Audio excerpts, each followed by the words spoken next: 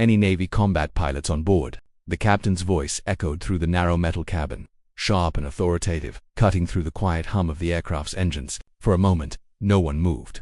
The cargo plane rattled softly at 30,000 feet.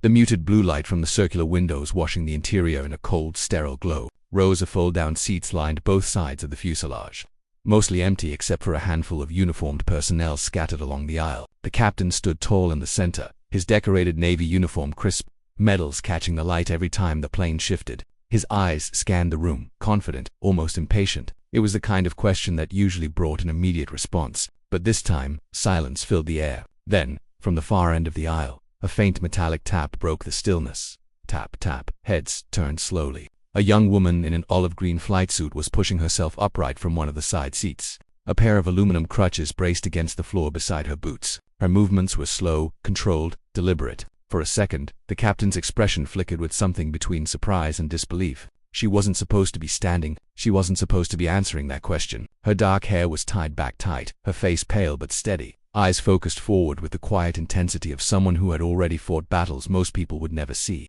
The crutches clicked against the metal floor as she straightened fully, shoulders squared despite the visible strain in her injured leg. No one spoke. Even the engines seemed quieter. It was the kind of moment that asked a question without words. Who gets to be heard, and who gets dismissed before they ever speak? The captain shifted his weight slightly, studying her as if trying to understand how this scene had unfolded without his permission. And that was when the tension truly began. Before this story goes any further, take a second to subscribe, because stories like this deserve to be heard. Because sometimes the strongest people in the room are the ones nobody expected to stand up at all. The aircraft had been in the air for just over an hour when the question changed everything. Earlier that morning, the mood inside the military transport had been routine, almost forgettable. The plane had lifted off from a coastal naval base under a pale gray sky, carrying personnel bound for a training installation several states away. Most of the passengers were officers traveling for briefings or exercises, the kind of trip that rarely left anyone with stories to tell afterward. But near the rear of the aircraft, one passenger stood out immediately,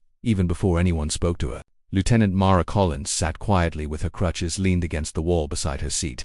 Her olive flight suit zipped halfway to the collar. The fabric was worn in a way that suggested real flight hours, not ceremonial appearances. Patches from different squadrons were stitched neatly across her chest, though the colors had faded slightly with time. Her injured leg rested stiffly in front of her, the boot planted carefully against the aircraft floor. Most people who noticed her didn't stare long. Some simply assumed she was recovering from a training accident. Others guessed she might be returning from medical leave. In military environments, questions about injuries often stayed unspoken unless someone volunteered the explanation. The captain, however, had noticed her immediately when he boarded. Commander Richard Hale carried himself with the confidence of someone who had spent years in leadership roles, where his authority was rarely challenged. His uniform was immaculate, every ribbon aligned perfectly, every crease pressed with precision. He had the posture of a man used to walking into rooms where people stood up automatically. When he first saw Mara's crutches, his eyes lingered for a second longer than necessary before moving on. To him, the situation seemed simple. Injured personnel didn't belong in operational environments. They waited, recovered, and stayed out of the way until cleared. That belief had guided most of his decisions throughout his career. The flight continued quietly for the first 40 minutes. A few officers spoke in low voices about upcoming exercises. One flipped through a briefing folder. Another stared out the round windows at the endless blanket of clouds below. Mara remained silent, watching the aisle occasionally, her expression calm but thoughtful. Beneath that calm, though, her mind moved constantly. The injury had happened 3 months earlier during a routine training mission over the Pacific. A hydraulic malfunction during landing had forced her aircraft into a violent skid across the runway. She had walked away from the wreckage, but not without consequences. The damage to her leg had required surgery, weeks of rehabilitation, and a long conversation with doctors about whether she would ever fly again. The official answer had been cautious. Possible, they had said, but uncertain. For a combat pilot, uncertainty could feel like a slow kind of disappearance. When Commander Hale finally stood and asked his question, he hadn't been thinking about her at all. The announcement came after a short conversation with the aircraft crew near the cockpit. Something had changed with the flight plan, something that required a qualified combat pilot's input. His voice carried the expectation that someone would respond immediately. But when no one moved, irritation crept into his tone. That was when Mara's hands closed around the grips of her crutches. Standing wasn't easy yet. The muscles in her injured leg protested instantly, sending a sharp pulse of pain upward. But she had practiced this moment dozens of times during rehabilitation, pushing herself through exercises designed to rebuild strength and balance. Each step forward represented weeks of determination most people never witnessed. When she finally straightened fully in the aisle, the quiet in the aircraft felt heavier than before. Commander Hale turned toward the sound of the crutches. His eyebrows lifted slightly as recognition settled in. "Lieutenant," he said slowly, the title sounding almost like a question. Mara held his gaze without hesitation. "You asked if there were any Navy combat pilots on board, sir." The captain studied her for a long moment, his expression tightening as if weighing something complicated. Around them, the few other passengers watched carefully. Sensing the subtle tension building between authority and quiet defiance, Hale's eyes dropped briefly to the crutches, then back to her face. "I did," he replied. "But I wasn't expecting someone." Recovering, the word hung in the air. Mara felt the familiar sting of that assumption, the unspoken belief that injury erased experience. But she kept her voice steady. "With respect, sir, I'm still a combat pilot." The engines roared softly around them, and the aircraft tilted slightly as it adjusted course. In that narrow metal corridor, the power dynamic shifted almost imperceptibly. Commander Hale crossed his arms slowly, studying her as if reconsidering everything he thought he understood about the moment. And deep inside Mara's mind, one thought echoed louder than the engines: if she backed down now, the sky she loved might close forever. Commander Hale didn't answer immediately. Instead, he stepped closer into the aisle, the polished black shoes of his uniform clicking against the aircraft's metal floor. The distance between him and Lieutenant Mara Collins shrank to only a few feet, close enough that the difference in posture became impossible to ignore. He stood tall and steady, shoulders squared with decades of confidence behind them. She stood balanced on aluminum crutches, her injured leg stiff beneath the olive flight suit, yet the determination in her eyes remained unshaken. Around them, the few passengers aboard the aircraft pretended not to watch, though their attention was unmistakable. Moments like this carried weight in military spaces. Rank usually settled disagreements before they even formed. Hale's voice dropped slightly, controlled but firm. "Lieutenant Collins," he said, "if I recall correctly, you're currently listed as not operational." The statement wasn't loud, but it landed like a quiet challenge. Mara knew that tone well. It was the tone used when someone believed they were simply stating facts, even if those facts ignored the larger truth.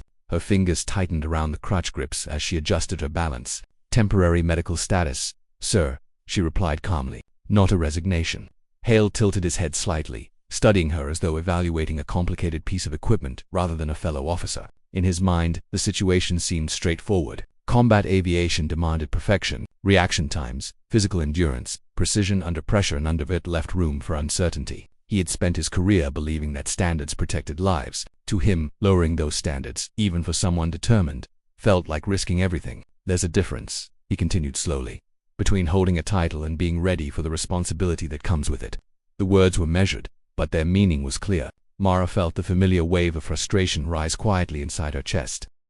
She had heard versions of this conversation before, in hospital rooms and medical briefings, in offices where people studied charts instead of listening to the person standing in front of them. Yet she had also learned that anger rarely changed minds. Results did. She took a slow breath before answering. "Sir, with respect, I didn't stand up to argue about paperwork." Hale's eyebrows lifted slightly at the subtle pushback. It wasn't insubordination, but it wasn't submission either. The balance between those two things was delicate in military culture. "Then why did you stand?" he asked. For a moment, Mara hesitated, not because she lacked an answer, but because the truth behind it carried more weight than the simple exchange happening in the aisle. Flying had never been just a career for her. It had started years earlier when she was a teenager watching jets carve white streaks across an endless Texas sky. Back then, the roar of engines overhead had felt like possibility itself. Every mission since then had reinforced the same belief. The sky didn't care who you were, only whether you were capable. That belief had carried her through brutal training, long deployments, and the terrifying moment when her aircraft lost control on that damaged runway months earlier. She met Hale's eyes again. "Because you asked for a Navy combat pilot," she said quietly. "And that's what I am." The simplicity of the statement lingered in the air longer than expected. Hale looked down briefly at her crutches again. The aluminum supports reflected the pale blue light filtering through the aircraft windows. In his experience, recovery meant time away from the cockpit, but something about the steadiness in her voice made the situation less predictable than he'd assumed. One of the seated officers shifted slightly in his chair, the creak of metal momentarily breaking the silence. Outside the round windows, endless clouds stretched across the horizon like a wide ocean. Hale exhaled slowly, weighing his response. "Even if I accepted that," he said, "standing in the aisle of a transport aircraft doesn't prove readiness." Mara nodded faintly, acknowledging the point without surrendering the argument. "No, sir," she said, "but neither does assuming someone's finished before they've had a chance to prove otherwise." The words landed carefully, respectful but firm. Hale's expression hardened slightly, though not with anger. It was the look of someone encountering a challenge they hadn't expected. For most of his career, authority had meant clarity. Orders were given, decisions followed, and outcomes were rarely questioned. But the quiet persistence in front of him complicated that certainty. The plane shuddered lightly as it passed through a pocket of turbulence. Mara steadied herself instinctively on the crutches, the brief shift reminding everyone in the cabin of her injury. Haley noticed the movement immediately. "That leg," he said, his tone shifting toward practicality. "How long before medical clears it?" Mara answered honestly. "They're still evaluating." "Exactly," Haley replied, spreading his hand slightly as if the point had proven itself. "Which means right now, you're in recovery." The statement hung between them like a line drawn across the aisle. Mara felt the familiar pressure building again. The quiet fear that every injured pilot eventually faced. The possibility that recovery might become a permanent label instead of a temporary phase. But instead of stepping back, she adjusted her stance and held his gaze. "Sir," she said carefully, "every combat pilot knows that moment when a mission goes wrong. The aircraft doesn't care about doubt. The sky doesn't care about hesitation. You either adapt or you don't come home." Hale's eyes narrowed slightly, listening more closely now, and he prompted. Mara's voice remained calm, but the weight behind it was unmistakable. 3 months ago, my aircraft lost hydraulics on landing. I adapted. The plane stopped sliding 10 feet before the end of the runway. The cabin stayed silent. Even the passengers pretending not to listen seemed to lean slightly forward. Hale absorbed the information slowly. He hadn't known the details of her accident. Suddenly the crutches in front of him represented more than recovery. They represented survival. Mara continued, her tone steady. "I'm not asking for special treatment. I'm asking not to be written off before the story's finished."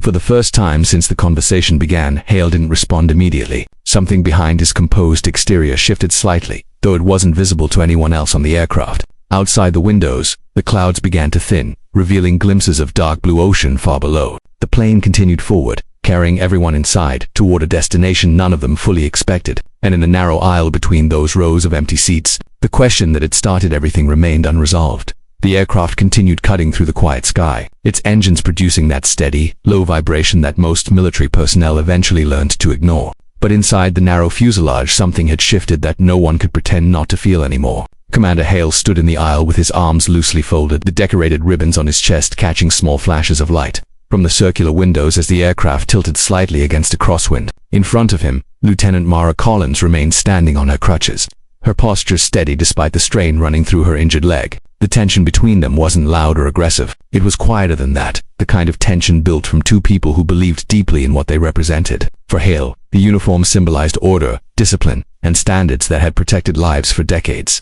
For Mara, that same uniform meant resilience, the belief that ability couldn't be measured by appearances alone. Several minutes passed without either of them speaking. The aircraft crew near the cockpit exchanged a few quiet words, and one of the flight specialists glanced down the aisle toward the standoff before returning to his instrument panel. Finally, Hale took a slow step forward, his voice lower now, less confrontational but still firm. "Lieutenant Collins," he said, "let's assume for a moment that I take you at your word. Let's assume your experience is exactly what you say it is." Mara watched him carefully, sensing the shift in tone. Even then, Hale continued, "Experience isn't the only thing that matters in the air. Judgment matters, timing matters, physical readiness matters. Every second in a cockpit is a chain of decisions that can't afford hesitation." Mara nodded faintly. She knew that truth better than most. Combat aviation wasn't about heroics. It was about discipline under pressure, the ability to process chaos faster than anyone else in the sky. "You're right," she replied quietly. Hale paused, studying her reaction. He had expected resistance, maybe even frustration, but instead he saw calm acknowledgement. That alone made the moment more complicated. "So tell me something," Hale said after a moment. "If you understand all that, why stand up at all?" The question lingered in the narrow cabin. Mara's grip tightened slightly around the crutch handles, not out of discomfort but out of reflection. She could feel the old memories rising the moment her aircraft had begun to skid across the runway. The violent shake of metal against concrete, the terrifying knowledge that control had vanished in an instant. But what stayed with her most wasn't the crash itself. It was the silence afterward. The quiet hospital room where doctors spoke carefully about recovery time. The subtle shift in how people looked at her, as if the injury had quietly changed who she was. She looked back at Hale. "Because sometimes the hardest thing isn't the mission," she said slowly. "It's convincing people you're still capable of flying one." The words carried weight beyond the aisle of that transport plane. Hale didn't answer immediately. Instead, he glanced briefly toward the windows where the clouds had begun breaking apart, sunlight spilling across the ocean far below like scattered glass. For a moment, He seemed to consider something far beyond the immediate conversation. Then he looked back at her. "Confidence can be dangerous in aviation," he said. Mara shook her head gently. "Overconfidence can," she replied. "Believing in the training you earned is different." One of the seated officers quietly exhaled, the sound almost lost beneath the engine noise. The discussion had stopped feeling like a disagreement and started sounding like something deeper, two perspectives shaped by different experiences, both rooted in the same responsibility. Hale shifted his stance slightly, resting one hand on the back of an empty seat. "You're determined," he admitted, "but determination doesn't always equal readiness." Mara allowed herself a small, almost amused breath. "So, determination is what got every pilot in this aircraft through training in the first place." That statement struck closer to truth than Hale expected. Naval aviation training had broken more than a few confident candidates. The sky had a way of humbling anyone who underestimated it. He studied Mara again, this time not just noticing the crutches or the injury, but the steadiness behind her words. It was the same quiet composure he had seen in experienced aviators moments before difficult missions. Finally, Hale asked the question that had been forming in his mind since she stood up. "If the opportunity came tomorrow," he said, "and someone told you the mission carried real risk, would you take it?" Mara didn't hesitate. "Yes, sir, even with that leg." He pressed. She met his eyes without blinking. "Especially with this leg." The answer caught him off guard. "Explain that." Mara shifted slightly, redistributing her weight on the crutches as she spoke. "Because every pilot who's been knocked down understands something others don't," she said quietly. "You learn how quickly things can change. You respect every second you get in the air." The aircraft cabin fell silent again. Hale could hear the faint rattle of equipment secured along the walls and the distant murmur of the crew near the cockpit. What Mara had just said wasn't arrogance. It was perspective, earned through experience he hadn't fully considered. For years he had believed leadership meant protecting the system that kept operations running smoothly, but the system itself had been built by people who refused to quit when circumstances told them they should. Slowly Hale straightened, his posture relaxing just slightly. The confrontation that had started as a simple challenge now felt more like a mirror reflecting assumptions back at him. Mara watched the subtle change carefully. She knew she hadn't won anything yet. Respect inside the military wasn't given easily, especially when someone challenged expectations. But the moment had already become something more than a disagreement about readiness. It had become a reminder of why people chose service in the first place. Hale finally spoke again, his voice quieter but clearer. "You know something, Lieutenant?" Mara waited. "Most people sit down when life gives them a reason to," he said. "Very few stand up anyway." The statement hung in the air, not quite approval, but no longer dismissal either. Mara felt a small sense of relief settle in her chest, not because the argument was finished, but because she knew she had been heard. Outside the aircraft windows, the sunlight had grown brighter as the clouds thinned completely, revealing a vast horizon stretching endlessly in every direction. The plane continued forward through the open sky, carrying everyone inside toward whatever waited beyond that distant line. And in that quiet moment between turbulence and calm, something important had changed, not just for the two officers standing in the aisle, but for everyone listening silently around them. Because sometimes the most powerful victories don't happen in battle or competition. Sometimes they happen the moment someone refuses to accept the limits others place on them. And if there's one thing worth remembering, it's this: no matter how difficult the road becomes, resilience has a way of turning doubt into strength, and the courage to stand up, no matter how slowly, can inspire far more people than we ever realize.